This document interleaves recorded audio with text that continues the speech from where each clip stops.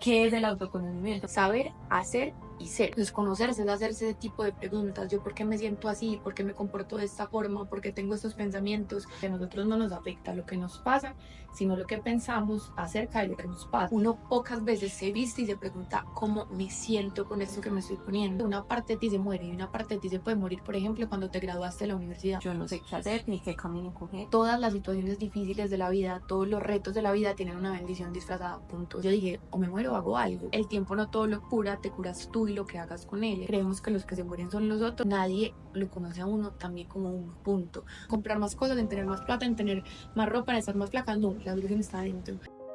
Hola, hola, qué felicidad, otra vez otro capítulo más de Sublime, integrando todos los que somos, aprendiendo sobre nuestro cuerpo, sobre nuestra mente, sobre nuestra alma. Y hoy tengo una invitada que, mejor dicho, estoy demasiado feliz de tenerla a mi lado. La conocí por Instagram, yo a todos los conocí por Instagram, porque soy una exploradora, me encanta aprender y todas las personas que veo que tienen algo porque entregarle al mundo de lo que yo me pueda nutrir, ahí llego, me conecto, encontré cercana una comunidad que me llamó mucho la atención porque ella hacía como pues, y yo, ay, de pronto voy. Y ella se llama Ángela, hoy está aquí con nosotros, Angie, yo ya le digo Angie. Gracias por aceptar esta invitación a Soy Dime. Bienvenida. Angie es psicóloga y hoy va a estar aquí con nosotros para que hablemos un poquito de la mente. Ya sabemos que todas nuestras dimensiones están conectadas, pero ese es como nuestro enfoque hoy. Y yo le dije, Angie, yo quiero que hablemos de autoconocimiento. Entonces, Angie, cuéntanos un poquito qué es el autoconocimiento, porque puede que uno tenga por ahí la base, pero no tiene el claro. Bueno, yo quisiera empezar como contándote cómo trabajo yo el tema del autoconocimiento, porque en la psicología hay mil formas de trabajar el autoconocimiento, o sea, está el psicoanálisis, está el humanismo, el conductismo. Yo me enfoco en la terapia cognitiva. La terapia cognitiva tiene como idea básica que a nosotros no nos afecta lo que nos pasa, sino lo que pensamos acerca de lo que nos pasa. Esa es la razón por la que a ti una situación te puede afectar de una forma y a mí me puede afectar de otra forma completamente diferente. La gente suele creer que es situación, emoción, es decir, a mí me pasan las cosas y yo inmediatamente siento algo. Y la realidad es que hay un intermediario súper importante que es el pensamiento, es decir, a mí me pasan las cosas, yo las interpreto y dependiendo de cómo las interpreto, me voy a sentir de alguna forma. Piensa, por ejemplo, en la pandemia, que siempre me ha servido un montón. La pandemia a todos nos pusieron los mismos términos y condiciones, a todos nos dijeron no puede salir durante tanto tiempo. Una gente que dijo, no, esto es lo peor que me pudo haber pasado en la vida, entraron en depresión, seguirán en depresión en este momento. Otra gente que dijo, listo, no, esto es lo que hay, empezaron a hacer yoga, meditación, son seres iluminados que viven en otra dimensión en este momento. Y mira, aquí una misma situación con dos interpretaciones diferentes nos pueden generar dos emociones y por ende dos comportamientos diferentes. Entonces, yo trabajo el autoconocimiento desde empezar a identificar todos esos pensamientos que te estén generando malestar emocional. Lo que tú consideres como malestar emocional, ansiedad, miedo, culpa, tristeza, hambre, pereza, sueño, lo que tú digas, yo esto no lo quiero sentir, empezar a identificar de qué pensamientos vienen eso, ¿cierto? El primer paso es identificar el pensamiento, pero también es súper importante empezar a identificar de dónde vienen esos pensamientos. Porque digamos, si a ti, va por ejemplo, si a mí, por ejemplo, me mordió un perro cuando yo tenía 5 años, a mí en ese momento a los 30 digamos, yo veo un perro y si tengo la misma reacción emocional, comportamental y mental, pues tú no la vas a tener porque a ti no te mordió un perro. Pero para mí es importante entender, pues, pucha, esta reacción yo la estoy teniendo porque cuando tenía 5 años tuve esta experiencia, no necesariamente porque este perro me vaya a morder. Eso es lo bonito del autoconocimiento, que uno tiene como la posibilidad de dar como dos pasitos atrás y entender por qué hay ciertas reacciones emocionales, mentales, comportamentales, pues que a veces no nos llevan a resultados positivos. Y el entenderlo me da la libertad de poder elegir diferente. Cuando yo no lo entiendo, yo realmente no estoy eligiendo en libertad. Yo le digo mucho a mis pacientes, a mí me importa cero lo que ustedes salgan de acá a hacer, me importa cero las decisiones que toman. A mí me importa es que sepan por qué las están tomando. O sea, que ustedes saben que si hacen esto, lo están haciendo por eso. No como que, ay, no tengo ni idea y lo estoy haciendo y se están diciendo mentiras, sino que tengan claridad de dónde vienen tanto esos pensamientos, estos comportamientos, de estas reacciones emocionales. Eso es tan espectacular, me encanta. Angie, pero listo. Entonces, cuando yo reconozco, ahí estamos hablando de como que ese autoconocimiento desde todo lo que yo vivo y que me hace ser como soy, ¿cierto? Entonces, cuando yo reconozco como esas cosas de lo que soy, ¿Solamente eso es autoconocimiento? ¿O hasta dónde van a desconocer? Es eso, es conocerte, o sea, es conocer cómo tu historia tiene un impacto en el comportamiento que tienes en este momento. Ajá. ¿Por qué me siento como me siento? Hacerse ese tipo de preguntas, que mira que son preguntas que tienen una información súper linda y que pocas veces nos hacemos. Uno simplemente siente y reacciona de forma impulsiva y, pum, y tiene pues unos resultados súper desfavorables o horribles en las relaciones de pareja, en las relaciones interpersonales con cualquier persona, en las relaciones contigo. Entonces, autoconocimiento, como su palabra lo dice, es conocerse a uno mismo, o sea, entender yo qué estoy sintiendo, que es una súper fácil, pero en verdad es una pregunta que poco nos hacemos, es qué estoy sintiendo en este momento y más importante aún, entender por qué estoy sintiendo eso. Que mira que uno, o sea, lo que te digo, nosotros, yo creo que en esta sociedad estamos muy enfocados todo el tiempo en obtener resultados. Es como, yo hago esto para obtener esto, hago esto para que la gente piense de mí esto, hago esto porque quiero lograr esto, pero muy pocas veces nos preguntamos yo cómo me siento con esto. Piensa, por ejemplo, cuando tú te vistes por la mañana. La mayoría de las veces, por no decir siempre, uno se viste y se pregunta cómo me veo con esto, ¿cierto? Resultado, ¿qué van a pensar de mí al ponérmelo? Uno pocas veces se viste y se pregunta cómo me siento con esto que me estoy poniendo. Entonces, conocerse es hacerse ese tipo de preguntas. Yo, ¿por qué me siento así? ¿Por qué me comporto de esta forma? ¿Por qué tengo estos pensamientos? Porque sí, o sea, es conocerse.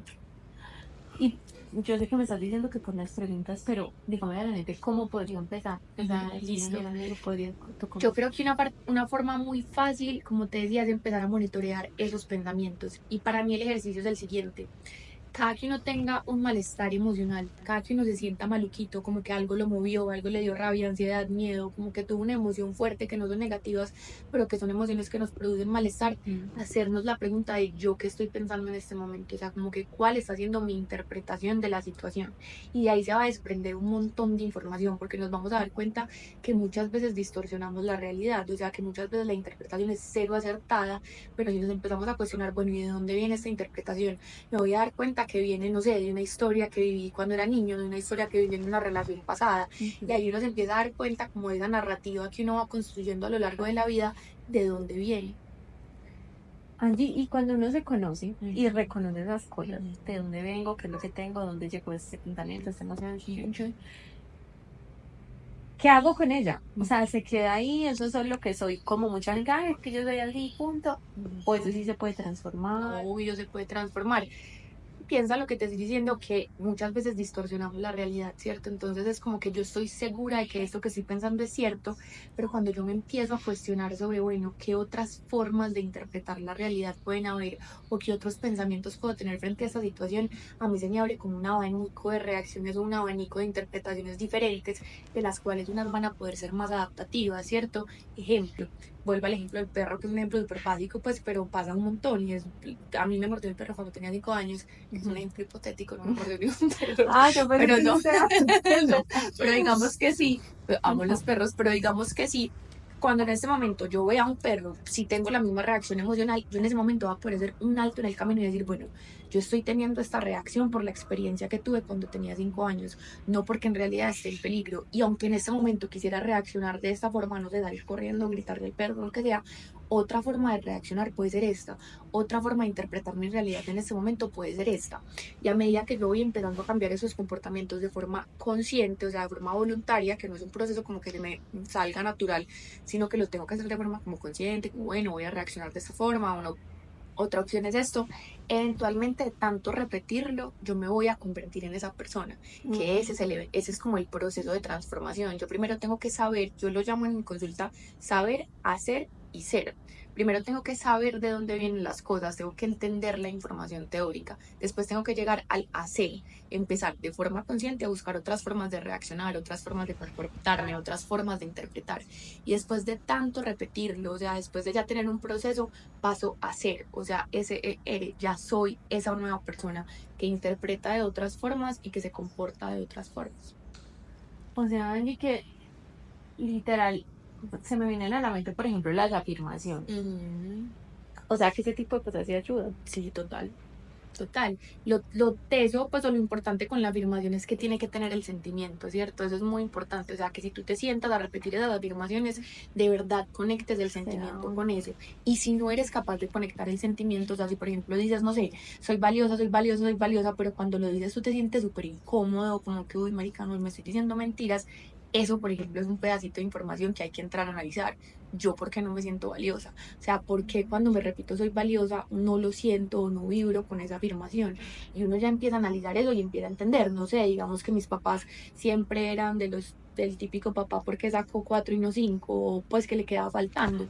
Y si yo ya empiezo a entender eso, listo, de ahí viene, yo voy a poderle dar otra interpretación y es que ellos hayan tenido ese comportamiento no quiere decir que yo no sea valiosa, sino que es un comportamiento que les pertenece 100% a ellos y que probablemente fue el tipo de crianza que tuvieron ellos. Y cuando yo ya logro resignificar mi historia, que no es olvidarla ni transformarla, sino darle otro significado, yo ya me voy a poder conectar con esa afirmación, por ejemplo. Angie, vea que esas cosas también se pueden trabajar en terapia. Total, es que todos deberíamos tener, no solo el psicólogo, pues que el psicólogo obviamente para mí es pues una de las mejores opciones, Ajá. pero conocerse, un espacio donde tú puedas hablar, o sea, un espacio donde tú tengas la tranquilidad de expresarte, cuestionarte, o sea, de entender cosas, de que haya una persona externa que te ayude a ver las cosas de forma objetiva, para mí eso es esencial. Pues precisamente te lo menciono porque quisiera que habláramos de la terapia y Mm, como de la importancia también de tener esos espacios, mm, porque yo siento que ahorita cada vez es mucho más normalizado, cada vez hace más parte de la canasta familiar, cada vez, pero que todavía falta total. y que es importante, hablemos como de la importancia de ese espacio, de que ese espacio hay que quitarle como un mito que de pronto ha cargado por años encima y de cómo ayuda en ese proceso de autoconocimiento y transformación. Pues lo que te decía, mira, yo creo que tener un espacio al mes, cada 15 días a la semana, donde tú te centres en hablar de ti, de lo que está pasando en tu vida, que te hagas preguntas, de que mires hacia adentro, es un espacio que te va a dar una información brutal. Pasa mucho que la gente espera a estar viviendo una situación difícil para ir a terapia, pues o para empezar alguna terapia, pues es lo más común que pasa y está bien, pero yo creo que lo podemos hacer así no estemos viviendo situaciones difíciles, ¿cierto? Así no estemos viviendo un duelo o una tusa o la muerte de un familiar, no, sino, hey, en cualquier momento uno puede empezar ese proceso de autoconocimiento, simplemente por preguntarse cosas básicas como qué me mueve a mí, qué me produce tristeza, qué me angustia, qué me produce ansiedad, qué me asusta, o sea, como esas preguntas básicas que todos nos podemos responder de alguna forma porque son gamas de emociones que todos sentimos en el día a día, pues en menor o en mayor medida, dependiendo de lo que estemos atravesando, pero nos va a dar información chévere. Y es un espacio muy diferente, por ejemplo, hablar con las amigas, que a veces como, no, porque yo tengo un grupo de amigas y yo puedo hablar con ellas, Ujú. por la simple y sencilla razón de que tus amigas cuando te devuelven la información o cuando te responden a eso que tú les estás diciendo, te están hablando desde sus preferencias y desde la situación que ellas están viviendo, ¿cierto? Entonces, si no sé, estás pensando en terminar o no con tu novio y les lo comentas pues a una amiga que está súper mal con el novio, seguro esa te va a decir como, chale, qué pereza. Pero si se lo comentas a una amiga que está súper bien con el novio, te va a decir como, no, el amor todo lo puede. Pero Ujú. entonces, es eso, Es están parte de la sesgados por construcción. sus experiencias. Ir a terapia no. O sea, ir a terapia es una persona neutral que te va a dar guía, porque esta parte es muy importante. Guía, más nunca decir qué hacer. O sea, yo nunca le había dicho a un paciente, haz esto o toma esta decisión. Yo le devuelvo preguntas, le doy información para que la persona solita llegue a la conclusión de lo que ella cree que es mejor para ella. Angie, y precisamente tú mencionas el tema de pasar por terapia en momentos difíciles. Ujú, Y es que yo creo que a veces esos momentos difíciles son los que son más difíciles de pilotear para la ruta. ujú. Y es que uno va caminando la vida, transitando pues todos los procesos que uno experimenta. Pero cuando le llega una situación en la que todo se le volteó patas para arriba y es donde uno dice, Dios mío, ¿yo qué voy a hacer? ¿Qué hago? ¿Qué nunca? Todo es introducción. Porque Ángela tiene un libro y en ese libro ella habla de transitar una tusa, en este caso. Pero una tusa no solamente por una ruptura, es también por la muerte de un familiar, es también por la pérdida de un trabajo, es también eh, por una enfermedad, Por o sea, por un mudarse de montón de ciudad, es cosas. que tusas se viven, pues tusas alias duelos, Ajá. tú vives duelos cada que una muerte, pues cada que una parte de ti se muere y una parte de ti se puede morir, por ejemplo, cuando te graduaste de la universidad, uno se gradúa, uno es como, pucha, ya no soy la Ángela que estaba en la universidad, ¿quién soy? Eso es un duelo. O cuando me paso de casa, o cuando termino una relación, o cuando peleo con una amiga, o sea, duelos hay miles. Cada que una parte, pues, o una identidad de mí muera, eso representa un duelo. Entonces, hablemos de los sueños. Comencemos hablando del libro. Primero, contemos un poquito sobre. Bueno, el libro lo escribí hace un año, precisamente en una tusa, en un duelo de pareja, en el que en serio, se los juro, yo sentí que me iba a morir. O sea, esas tusas que a uno, pues uno, sí, uno siente que el alma sale del cuerpo. Y yo siempre he tenido súper claro en mi vida que, pues como te decía, a nosotros no nos afecta lo que nos pasa, sino lo que pensamos acerca de lo que nos pasa. Pero más allá de eso, que hay un montón de cosas en la vida que uno no controla. Pues, la gran mayoría de las cosas en la vida tú no las controlas. Lo que tú sí controlas es cómo respondes frente a esas cosas. Y yo creo, pues y creo que eso fue una de las, pues como aprendizajes más grandes en esta tusa, que todas las situaciones difíciles de la vida, todos los retos de la vida tienen una bendición disfrazada, punto. O sea, piensa que una persona que está viviendo un duelo es una la que entra al duelo y otra la que sale, ¿cierto? O sea, así sea un proceso súper doloroso, para mí son procesos transformadores porque son procesos que obligan a la gente sí o sí a mirar para adentro. Es lo que te digo, ojalá empezáramos terapia porque hay que chévere empezar terapia, pero la mayoría de las personas empiezan terapia por una tusa o por una situación que los movió tanto que no les dejó otra opción que decir, pues pucha, la solución no está afuera, pues que eso es lo que a veces creemos y es como que la solución está en comprar más cosas, en tener más plata, en tener más ropa, en estar más flaca. No, la solución está adentro y son situaciones que te obligan a eso. Entonces yo muchas veces le digo a mis pacientes cuando van a consulta entusados o viviendo una situación difícil, les digo agradecele a esa incomodidad que estás sintiendo porque es que mira hasta dónde te ha traído. O sea, es una incomodidad que te está obligando a conocerte, que finalmente termina siendo un regalo. Y hace un año fue eso, o sea, yo dije, o me muero o hago algo. Y ahí se me ocurrió algo muy bonito y yo dije, esto que yo estoy viviendo, pues, pucha, es oro, porque me va a permitir como juntar todos los conocimientos que tengo desde la psicología, más lo que estoy viviendo. Entonces, no es solamente como decirle a la gente, haga esto, haga esto, haga esto, piense esto, haga esta actividad, sino qué necesito, o sea, pues, qué necesito hacer yo en este momento con lo que estoy sintiendo, qué me serviría a mí que me dijeran, qué necesito leer o qué necesito escuchar, qué pensamientos no se me salen de la cabeza, qué hacer con esta emoción que no me abandona. Y como todas estas preguntas las uní con lo que la Ángela, psicóloga que no estaba entusada, sabía, y de ahí salió el libro. ¿Cómo se llama el libro? El libro se llama 911 Breakup Tips, una guía para atravesar tu ruptura de pareja y no morir en el... Ay, sí, entonces, claro, obviamente no nos vas a hacer spoiler del libro, ¿qué tal? Pero sí, cuéntanos más o menos cómo es esa guía. Ya sé que me contaste que son hacerse unas preguntas, como ir hacia adentro, pero háblame. El libro es más bien como un manual, es un manual de 30 días. Todos los días hay como una reflexión y una actividad de journaling para que la persona lo haga. Entonces, en el libro se trabajan los y si hubiera hecho tal cosa, y si hubiera, y si hubiera, si hubiera, que ese es el típico, que uno es como si hubiera movido el dedo diferente, entonces yo no me estaría sintiendo así. En el libro les explico qué hacer con esos pensamientos que en la psicología se conocen como pensamientos rumiantes, que son pensamientos que te dan vueltas y vueltas y vueltas y vueltas, y es como quiero dejar de pensar esto, dejar de pensar es imposible, exacto, pero dejar de pensar es imposible, entonces la gente es como suelta, ya no pienses más en eso, y uno es como si yo no hubiera pensado eso. Entonces les explico eso, o sea, qué hacer con ese sentimiento de culpa, qué hacer con esos pensamientos que no salen, cómo aceptar esa emoción y por qué es importante aceptarla, porque uno, yo creo, de los errores más grandes que la gente comete en los duelos es querer que la emoción se vaya. Es como que, ¿qué hago para que no duela? ¿Qué hago para dejar de sentirme así? Y un duelo duele, tiene que doler. Si no duele, es más preocupante porque quiere decir que no estás tramitando la pérdida, la que sea la pérdida de la que estés hablando, tiene que doler de alguna forma. Entonces, es qué voy a hacer con la emoción, cómo la voy a aceptar, porque nos dicen mucho que tenemos que aceptar la emoción o que tenemos que permitir sentirla, pues permitirnos sentirla, pero no sabes cómo, si, cómo se hace eso. Entonces, todos, como todos los dolorcitos que yo sé que a la mayoría de las personas pues que me atormentaron a mí, que yo sé que atormentan a las personas en las tusas o en los duelos, qué hacer con eso y cómo eso va a terminar siendo un proceso transformador en tu vida. Que debería de ser una persona, porque yo no sé, quisiera llevarlo como al duelo de la muerte, porque yo siento que a veces es como en el momento en el que uno menos habla, porque de las rupturas uno tiene canciones que hablan de despecho todo el tiempo, o la amiga que ya le pasó, o sea, pero a veces en los duelos por pérdidas de un familiar uno dice como Dios mío, yo no sé qué hacer ni qué camino coger. ¿Cuál debería de ser como ese primer soporte a la hora de transitar? Porque a veces también es como que cree uno que solamente tiempo lo sana y no tengo nada más que hacer que llorar en esto.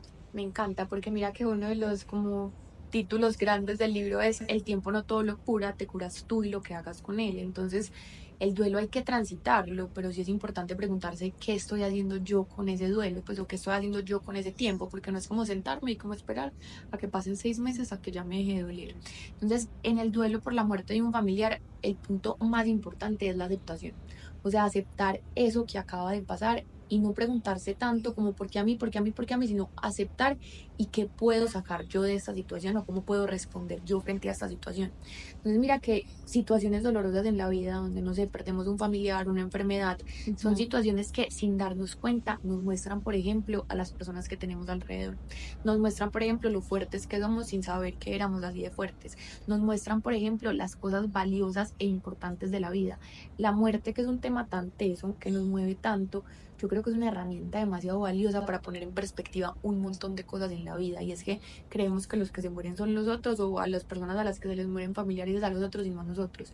Y cuando hay una muerte cercana y es donde uno se da cuenta como, pucha, es que eso también me puede pasar a mí. Y yo tengo dos opciones, o resistirme a la pérdida que acabo de tener, pues o que acaba de ocurrir y sumirme pues en el sufrimiento, que obviamente duele, pero es resistirme a algo que yo no puedo cambiar o aceptarlo y ver cómo puedo transformar mi vida desde eso. O sea, a qué le estoy prestando atención que realmente no la tiene tanto, a qué es que estoy dejando de hacer, en qué estoy perdiendo el tiempo, qué quiero hacer, qué sueño quiero cumplir, a quién le quiero agradecer, por qué quiero agradecer. O sea, como ponerlo todo en perspectiva.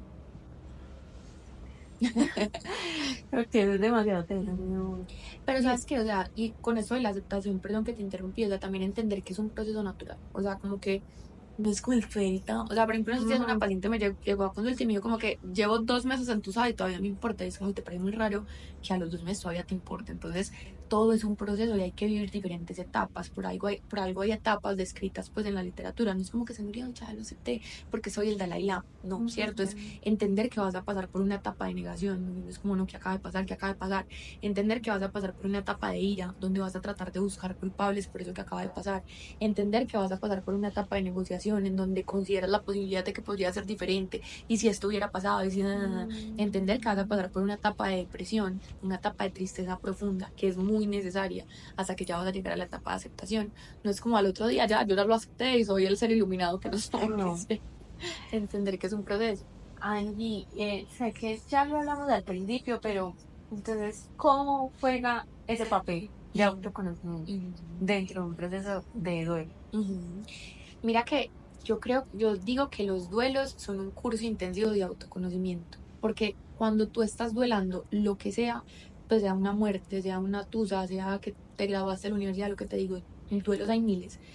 Cuando eso pasa, es como si tú te quedaras contigo mismo. Es como que lo que a mí me sostenía afuera, o sea, o esa universidad que me sostenía, esa pareja que me sostenía, ese familiar, pues ya esa persona ya no está. Y me quedé yo conmigo. Y ese dolor es como que nos obliga a volcarnos hacia adentro. Para mí es una lupa de qué me está doliendo y por qué me está doliendo. Y más importante aún, qué puedo hacer para ayudarme. Que yo creo que es una herramienta muy importante del autoconocimiento. Y no es solamente cuestionarme qué pasa y por qué pasa, sino qué puedo hacer al respecto. Porque algo que yo les digo mucho es, nadie lo conoce a uno también como un punto. O sea, todos tenemos un rinconcito en nuestro corazón que solo nosotros conocemos, Ujú. que es esa vocecita por la noche. O sea, que uno ni al psicólogo, ni a la mejor amiga, ni a la mamá, ni al papá, ni a nadie. Hay un pedacito de nosotros que solamente nosotros conocemos. Y como solo lo conocemos nosotros, solo nosotros sabemos qué es lo que le puede ayudar y qué es lo que le puede servir.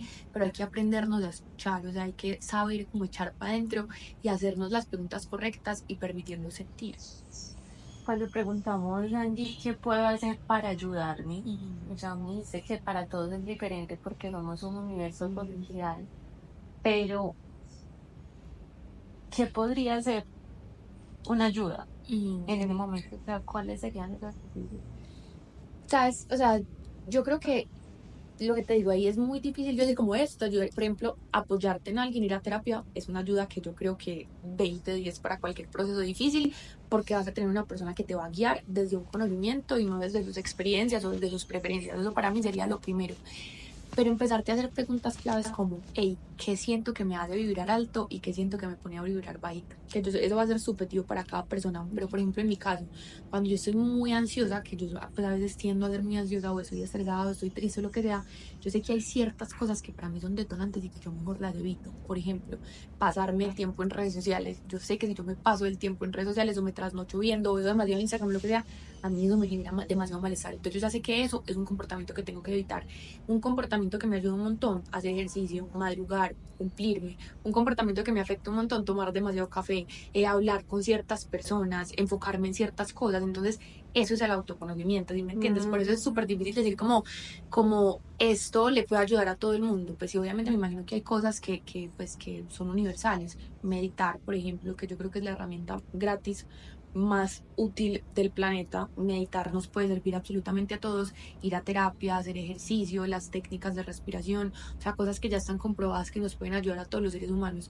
Pero ya van a haber detallitos que uno sabe, o sea, que uno sabe que son detallitos que a uno le sirven o lo perjudican, por el contrario. Pero para eso hay que empezarse como a explorar. Y esa pregunta que te digo de cómo me siento con eso, o sea, cómo me siento con si me tomo 3 cafés al día.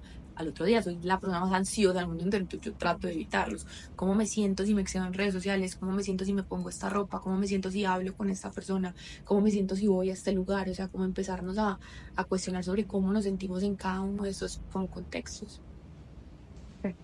Andy, contémosle un poquito a la gente que es ser prana. Como para darle comentado y abrimos un Listo. poquito de tu universo. Ser prana es un espacio de espiritualidad, conciencia y ciencia. Yo lo creé hace 4 años con la intención de que todas las personas que fueran pues, a los talleres o a consulta o tuvieran alguno de mis productos fueran prana. En el budismo se considera que el prana es la energía vital que hay en el aire, o sea, se considera que todas las cosas tienen prana, todo tiene energía vital. Y para mí la idea es que las personas que vayan a hacer prana, que hagan parte de ser prana, sean energía vital, o sea, que todos nos volvamos de energía vital. Entonces he creado cursos, he creado talleres, tengo productos como el libro, el diario de fortaleza y pues hago consulta también. Hablemos un poquito de los talleres. Hay De que eso le llama a uno demasiado la atención. No, ese taller es lo más lindo del mundo. Ese taller se llama Ser tu Luna.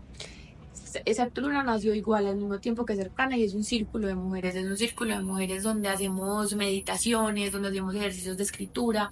Para mí el objetivo con Ser tu Luna es que las mujeres sean conscientes de la fuerza que habita en nuestro interior y que muchas veces por normas sociales y culturales lo hemos olvidado porque estamos muy volcadas en ayudar al otro, estamos muy volcadas en servir, pero nos olvidamos de nosotras, o sea, nos olvidamos de que nosotras también somos importantes. Entonces, ser tu luna, o sea, tú sabes que en la astrología se dice que la luna rige a las mujeres, ser tu luna es regirnos a nosotras mismas, o sea, como ser nosotras las que tomamos las decisiones y dirigimos nuestra vida por nosotras y no por los otros. Ay, maravilloso. Es súper chévere, el taller es muy, muy bonito. Yo no tengo hijos, ese es mi hijo. Eso es tu hijo. Angie, ¿y por qué te enfocas en las mujeres? O sea, ¿en qué momento tú decides como más? Enfocarme en mujeres, sabes que es muy loco porque yo, pues cuando estaba más chiquita, era una mujer muy de energía masculina, o sea, entendía más como la energía masculina, como que hacía amigos hombres más fácil, con las mujeres me costaba conectar, y en otra tusa, es que yo por eso te digo, yo, las mejores cosas de ser plan, yo las he creado en tusa, o sea, yo soy como me imagino que los artistas que escriben canciones, cuando salen tusados, yo creo proyectos, o sea, hago cosas. Ajá. Y en una tusa, pucha, pues en una relación súper tóxica, fue previo a la tusa, yo estaba perdida completamente en esa, pues ya apenas estaba empezando a trabajar, o sea, y estaba tan perdida que fue muy loco porque la única forma en la que me salí de esa relación, contrario a lo que yo hubiera creído antes, que era como esa energía masculina, así fuerte, nada me importa, fue conectarme mucho con la energía femenina, o sea, fue como darme cuenta de que las mujeres somos demasiado mágicas, o sea, como que pues, uno tiene la capacidad de crear vida, así no quiera tener hijos, tú puedes tener hijos, o sea, como que puedes crear una vida dentro de ti, y eso es como que tenemos una fuerza demasiado pues demasiado mágicas, somos mágicas, entonces empecé a conectar con un montón de mujeres, me empecé a unir un montón de mujeres como para hacer talleres y eso, y yo dije, no, pucha, quiero como que las mujeres se den cuenta de lo fuertes que somos, pero si aceptamos esa energía femenina porque hemos confundido fortaleza con que tenemos que hacer como hombres o como, no, Ah, sí. exacto, entonces como ser conscientes de esa fuerza que habita en nosotras y me pasó algo muy bonito cuando empecé a trabajar y fue que me di cuenta, casi todas mis pacientes son mujeres, en verdad súper poquitos pacientes hombres, que las mujeres hablamos mucho de lo mismo, o sea, tenemos mucho las mismas inseguridades, los mismos miedos, las mismas quejas, hablamos mucho de lo mismo, pero somos unas malditas entre nosotras, o sea, como que llega una vieja nueva a la reunión y todo el mundo escaneándola y todas hablan mal de todas y todas les hacen mal ambiente a todas. Ujú. Entonces yo en consulta, yo dije como que qué loco que todas las mujeres hablen de lo mismo, tengan los mismos miedos y las mismas inseguridades y sean unas psicomadres pues las unas entre las otras. Entonces para mí el objetivo con ser Turuna son dos, pues o trabajar con mujeres es dos, que reconozcan la fuerza que hay en ellas, pero más importante aunque se den cuenta lo fuertes que podemos ser si actuamos juntas, o sea, lo bonito que puede ser en vez de destruir a la otra, construir a la otra, o sea, como reconocer esa humanidad en esa mujer que uno ve como que está perfecta y que nos estamos mirando feo, pero marica, estamos sufriendo por la misma cosa, o sea, estamos sintiendo inseguridad por la misma cosa, estamos teniendo los mismos miedos, el mismo huequito, el mismo rayón, que qué bonito sería que todas fuéramos conscientes de eso y en lugar de hacernos un mal ambiente, nos ayudáramos como a crecer juntas, entonces eso es como el objetivo de trabajo con mujeres y con ser una pues. Ay, no, voy a tener que invitar a Angie a otro capítulo para que nos hable de energía femenina, porque esto está espectacular. Angie, muchísimas gracias por Gracias a haber ti por aceptado invitar. esta invitación. Esta lucecita, esto es ritual ya en este podcast, y es que cuando terminamos, esta luz está hecha por nosotros, tiene toda la energía de Sublime, tiene mi energía y tiene la tuya, porque estuvimos aquí todo este tiempo cultivando esta luz con conocimientos suyos. Y es una forma de agradecerte por decirle que sí a tus dones, por decirle que sí a eso que te entregó Dios, la vida, el universo, y que hoy se lo estás entregando Ay, a gracias. las personas y que lo estás expandiendo a través de este espacio tan sagrado. Gracias a ti por invitarme, por este espacio que va a ser brutal. De Ah, verdad, qué intención tan bonita. ay, qué linda, mi Angie. Cuéntale a la gente dónde te encuentran en redes sociales. Bueno, en Instagram me pueden encontrar en ser-prana-. Y tengo el consultorio en la Torre Médica 2 del Tesoro, consultorio 1866, para el que se anime a empezar su proceso de autoconocimiento. Ah, ya saben, autoconocerte. Chicos, muchísimas gracias por estar aquí. Nos vemos en la próxima, Angie. Infinitas gracias. Y Gracias. que tengan una feliz tarde, día, noche, a la hora que nos escuchen. Nos vemos en la próxima.